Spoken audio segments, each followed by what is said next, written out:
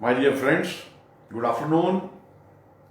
My name is Dr. Priyaranjan Trivedi and I am speaking to you from New Delhi on the auspicious occasion of the World Health Day, which is observed on 7th of April every year. Announced by the United Nations long time back, this day is observed all over the world in almost all 200 countries of the world. And every year there is a theme. So friends, this year's theme is building a fairer and healthier world for everyone. So the world has to be fairer and healthier. But how can world be healthier unless the people are healthier, the nature is healthier, the plants are healthier, animals are healthier, birds are healthier, without any pollution, without any greed, without any problem. There has to be a peaceful world and a healthier world. So this we are saying when we are suffering from a deadly disease. The entire world is faced by COVID-19, which started about 1.5 years ago. And we say it COVID because C and O stands for Corona. And VI means virus, D means disease. And it was seen for the first time in 2019. That is what COVID-19. Many people may be asking, what is COVID-19 and why this name? Name is very clear. So for the past 1.5 years, we have been facing this problem. Initially, when it entered India in the month of January, there were 1-2 cases. February, about 5-10 cases. First week of March, there were 100 cases. And then gradually it went on increasing. After 23rd of March, India had a lockdown. In many countries, there have been lockdown every month almost. And we are glad. And let's enjoy and celebrate that India is one of the very few countries who are actually prepared and developed and innovated. And not one, but maybe 2 or 3. It may be more and more in the months to come. So it is in fitness of things that everybody takes the vaccine as early as possible. I propose that every day at least 10 million persons will be covered. I mean 1 crore. And then if you think, even if there are people who deserve to get this vaccine, maybe about 100 crore or so, in that case about in 3 or 4 months, the entire country can be covered. That is point number 1. Then I have seen there are many people who have not only been affected by COVID again, although they have taken the vaccine both the times, with a gap of about 1 month or so, and they are no more. Just because only vaccine is not the answer, you have to take other precautions. Precautions which are known to you. And maybe most of the time you are using mask. But if one time if you miss, maybe that time you are affected. You go to the market and touch everywhere, and while coming back, at home you feel like washing your hand. That is not important. Whenever you go, you try to touch as less things as possible. Better not to go. If you can do everything from here, if you has to go to the shopkeeper. I went to a shop for buying something. I saw 2-3 persons who were in the shop, including the senior person and his son and daughter. Nobody was using mask. So if I use the mask, other use the mask, but if other person is not using, then what is the guarantee?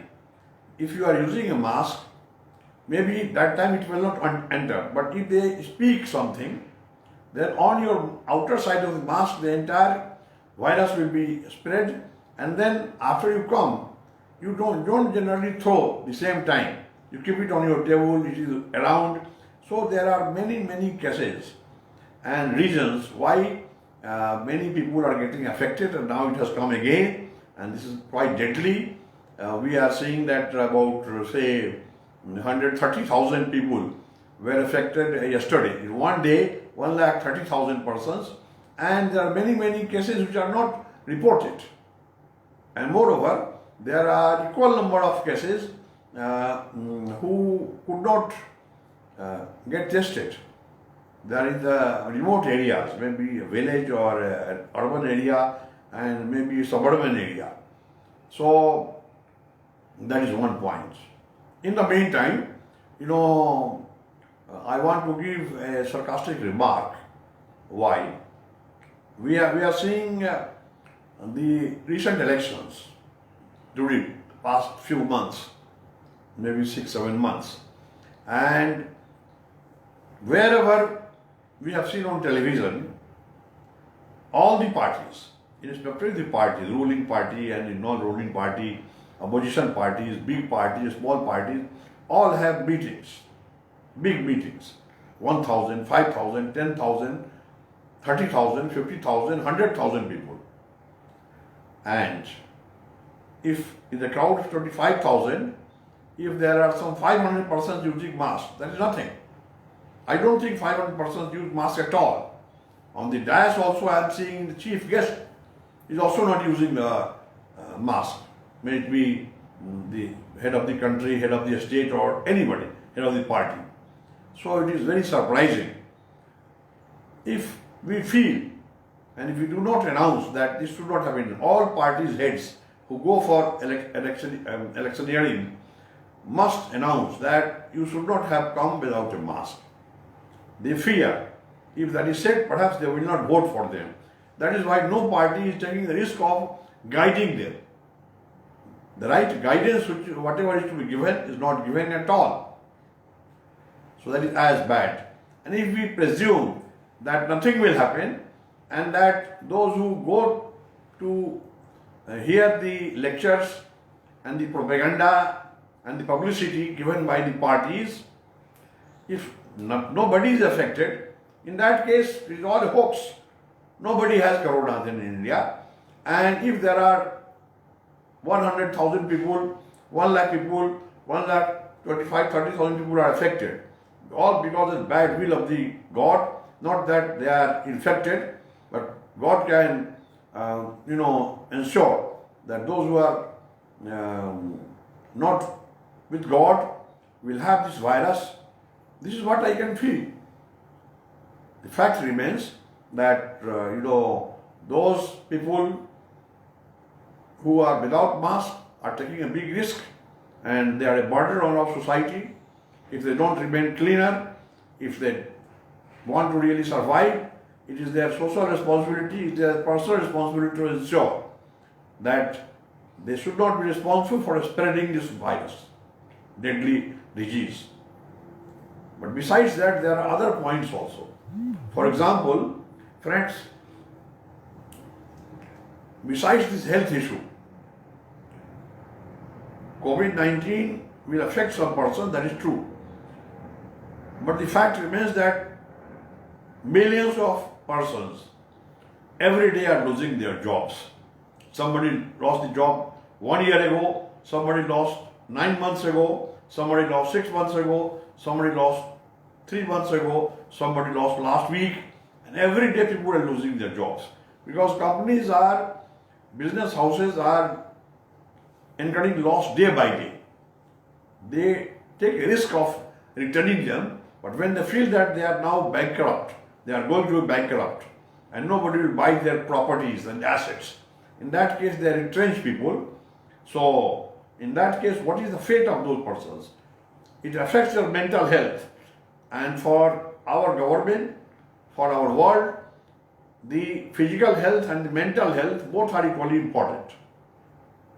If somebody has a mental problem because one has lost the job, it is equally important, and we have to ensure, we have to do proper counseling and guidance to pick persons who have lost their jobs. Not only those who have lost their jobs. What is the fate of those persons who were unemployed from before, who are still unemployed, and they are going to remain unemployed for years, many, many years? They also have equal right. Rather, they have a better right to claim. Those who were working, they were enjoying, and now they have lost, so they can wait for a few years. So, issue is very big. In that case, we have to guide the people to really ensure that somehow the government of India and the state governments and the other large NGOs and the counseling bodies, transnational bodies or the international bodies must design a master plan paradigm to ensure that business in the new and emerging fields are also located, and the fields which are important, which are growing, for example, the hospital sector. In India, especially in Delhi, where you have the maximum number of hospitals, not one seat is vacant. Rather, more than required number of beds have been kept extra, and hospitals are charging at their nose. I know of hospitals who charge between 3 lakhs and 45 lakhs for a COVID patient. And even after paying 45 lakhs, the patient has died. I do not say anything about that. For the government to decide why they are charging and why government is so busy not to bother, why 10 lakhs, 15 lakhs are being taken away. Although there is no proper arrangement. They just give a bed and they leave the patient to die. That's all. There is no other way out. What I am trying to say, that in the health sector, there has to be more and more employment. So unemployed people can be trained, they can be skilled to really man those hospitals. Different medical and paramedical courses can be introduced. There are about 100 paramedical courses, 100 types of paramedical courses at BVOC and MVOC level with exit points at the multiple levels. So that way the certificate level courses, diploma, post-diploma, advanced diploma, postgraduate diploma or bachelor's degree, master's degree can be started in these areas. Besides these areas, there is a new field like pharmaceuticals. If there are more hospitals, if there are more persons getting sick and indisposed, the hospital is a good sector, pharmaceutical manufacturing is a good sector. Accordingly, there is a series of other jobs like in marketing, distribution, procurement.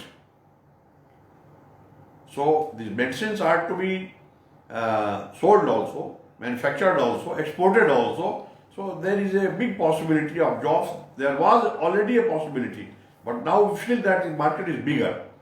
In the education sector also, many jobs are possible because of the skilling techniques, because of entrepreneurial training to be provided to those who have lost their jobs and who are still unemployed, to the fresh unemployed and to those who have recently become employed. If at all, if you feel they are unemployable, they have to be skilled again and again so that they either start giving jobs or seeking jobs. Both are possible.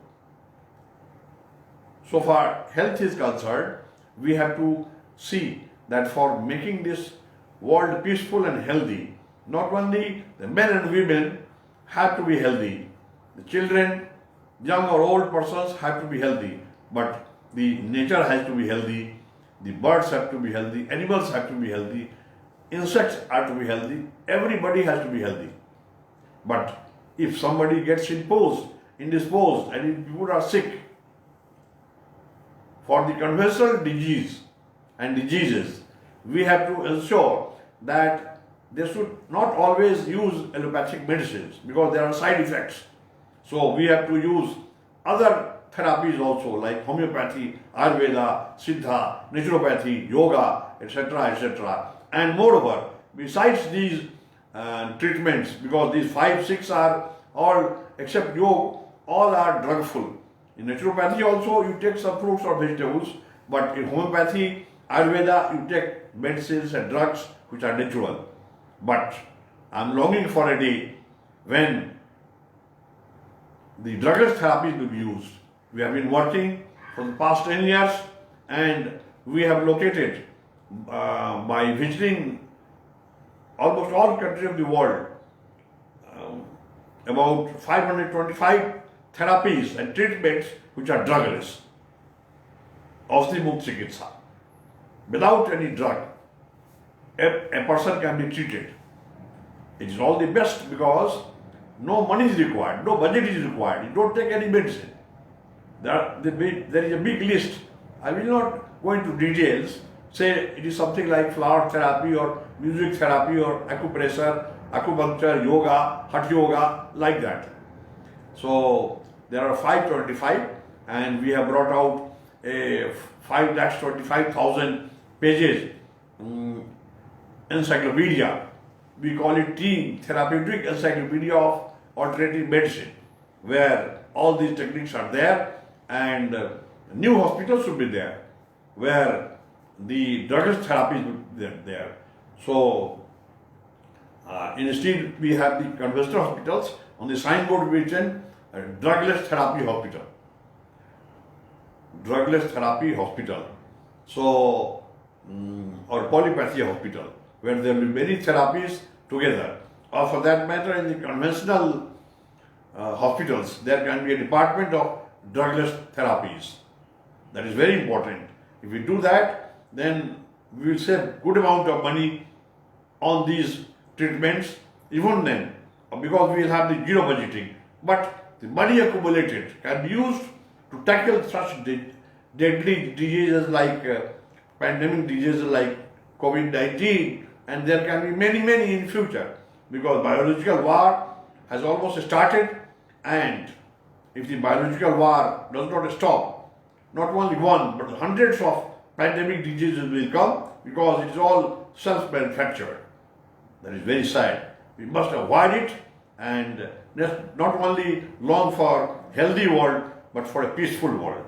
With these words, I thank my friends again and again, and I am sure that on the occasion of World Health Day, we will all pledge to really ensure whatever is our duty we will do, what is the duty of the governments they will do, and accordingly the respective role of everybody, every organization will be done as soon as possible to have a healthier as well as a peaceful world. May peace prevail on this Mother Earth. Let us long for a healthier world. Thank you.